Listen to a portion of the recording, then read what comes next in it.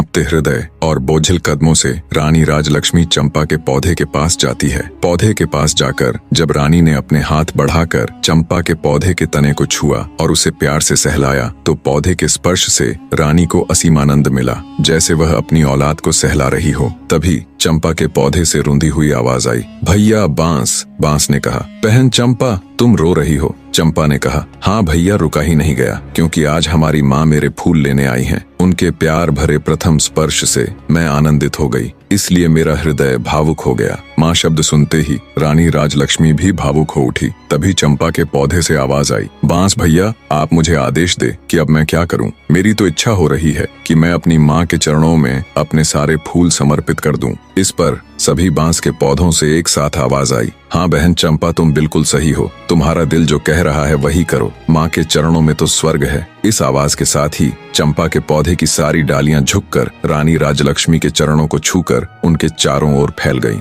और रानी के ऊपर पुष्प वर्षा होने लगी। ये देखकर वहां मौजूद सभी लोग बहुत हैरान थे। वो बिना पलक झपकाए इस असीम पल का आनंद ले रहे थे। राजा जयसिंह का भी मुंह खुला का खुला रह गया। बड़ी रानियों ने जब ये नजारा देखा तो वो पैरों से लेकर सिर तक जल भुन गई। उनके दुख की कोई सीमा नहीं थी। इधर रानी राजलक्ष्मी तो जैसे सब भूलकर असीम आनंद के सागर में गोते लगा रही थीं। उनके सिर से पांव तक चंपा के पुष्प भरे हुए थे। रानी राजलक्ष्मी एक सांस आंसू बहाते हुए चंपा की डालियों को अपने हाथों से पकड़े सहलाए जा रही थी। ये नजारा देख गांव के सभी लोग हैरान थे। राजा जयसिंह से जब ये सब देखकर रुका नहीं गया तो वे चंपा के पौधे के नजदीक आए और बोले, हे जादुई पौधे, तुम यह बताओ कि तुम कौन हो? तुम देव हो, किन्नर हो या किसी अन्य लोक के प्राणी हो? तुमने किसी को भी अपने फूलों को छूने भी नहीं दिया, परंतु अब छोटी रानी की बाहों में बंद कर उनके ऊपर पुष्प वर्षा कर रही हो। इसके पीछे क्या कारण है? हे पौधों, अब ये राज मेरी बर्दाश्त के बाहर हो रहा। मैं हाथ जोड़कर विनती करता हूँ कि अब और न तड़पाओ और इसका भेद खोलो। तब चंपा के पौधे से आवाज आई,